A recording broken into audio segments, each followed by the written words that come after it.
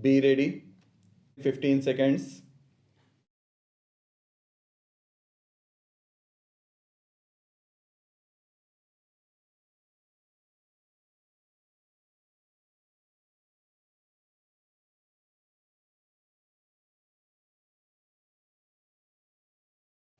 Sir, I am glad our finance minister is here. According to his, nothing is rising very much. After the budget, only marginally here and there certain items have been affected. The items on which he has cut taxes in his budget are absolutely free from the price rise. Sir, I had a better opinion of Honorable Minister. I have known him for many years and he is knowledgeable person. All I say is that the budget has a negative impact on the prices.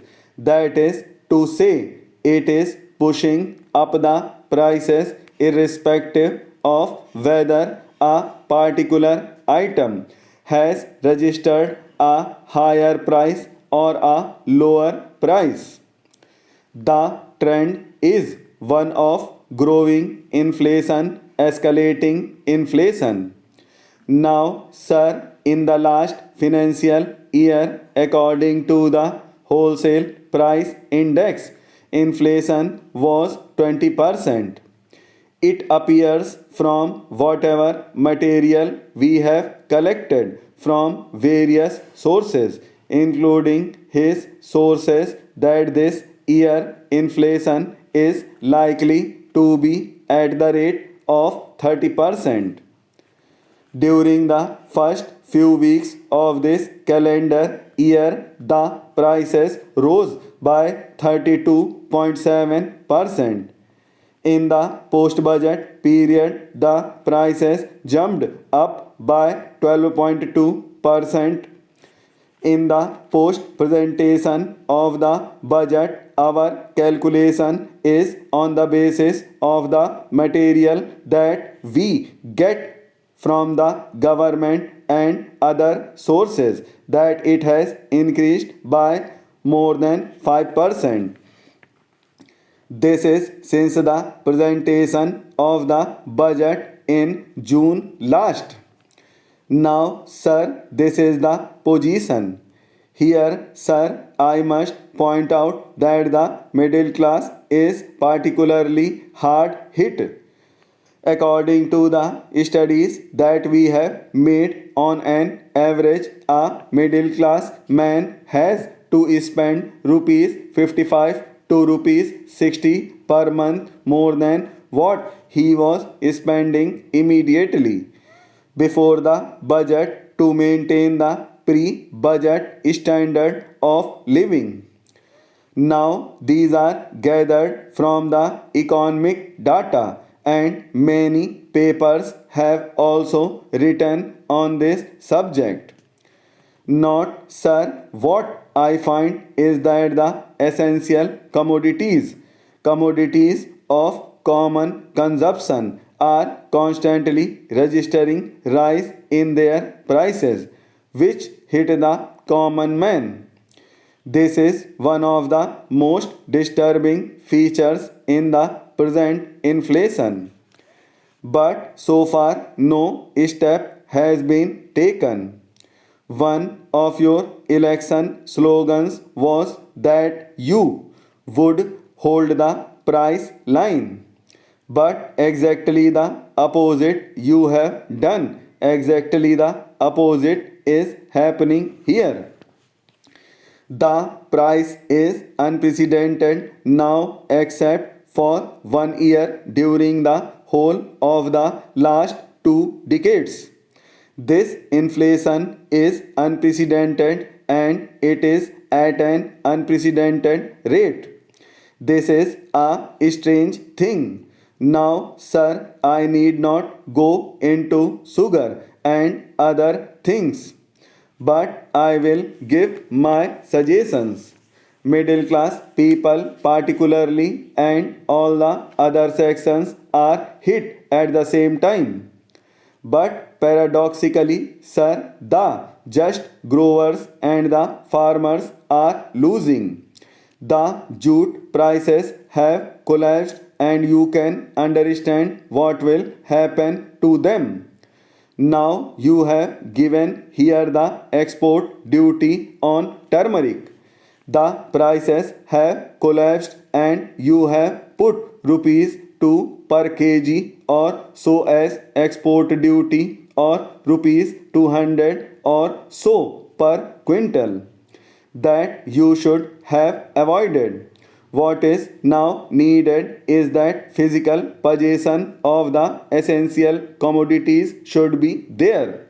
How do you do that? It has been stated very clearly and earlier also. I repeat that without physical possession you cannot ensure supplies. Without physical possession, how can you ensure supplies? And that can be done by two ways. First, by nationalizing certain essential commodities. Why textiles should not be nationalized? Why sugar should not be nationalized? Why cannot these be nationalized so that you can have physical possession? Sir, the standard cloth production has gone down and the superfine and finer varieties of cloth have been produced to make super profits by the big mill owners. This is number one. Then, secondly, commander all the stocks from such industries in order to distribute them. These are the two essential things. Sugar and textiles should be nationalized. Nationalization should take place, but they will not do that. Then, sir, deficit financing is there. You have to curb deficit financing. You have said that deficit financing would be of the order of rupees 1400 crores. It never happens. I think deficit financing would be well over rupees 2500 crores. Then distribution through fair price shops. It is a myth now. We had been hearing that within 6 months it would have been done. But nothing has been done during the entire Janta rule. Today, vigorous efforts should be made to improve the distribution system that has become a myth. The number needed is more in the villages and in the towns. Popular committees should be attached to the distribution centers or shops. That is very, very important. Money supply should be checked. These are the causes which have given rise to price rise. Distribution expenditure by the government must be cut. I gave you one example. I can give you many examples also. It has given me great pleasure to have been able to visit the gold mines this morning. I have wandered about this country a great deal and also visited this state on 3 previous occasions. But I have visited the gold mines for the first time this morning. You can therefore easily understand how happy I am to have seen many things which I did not see before. I had seen many mines, some of which operate in the state from which I come. There I had seen coal mines, copper mines, iron mines, mica mines, but I had not seen a gold mine because it does not exist elsewhere. So it was a matter of real pleasure that I came here and saw the working of the gold mines in your area. In this country, nature has endowed us with a great deal of wealth which is hidden in the bowels of the earth. We have not been able so far to get a correct and exact picture of what there is under the earth. The government is engaged in setting up some sort of an organization which will investigate and estimate our mineral resources.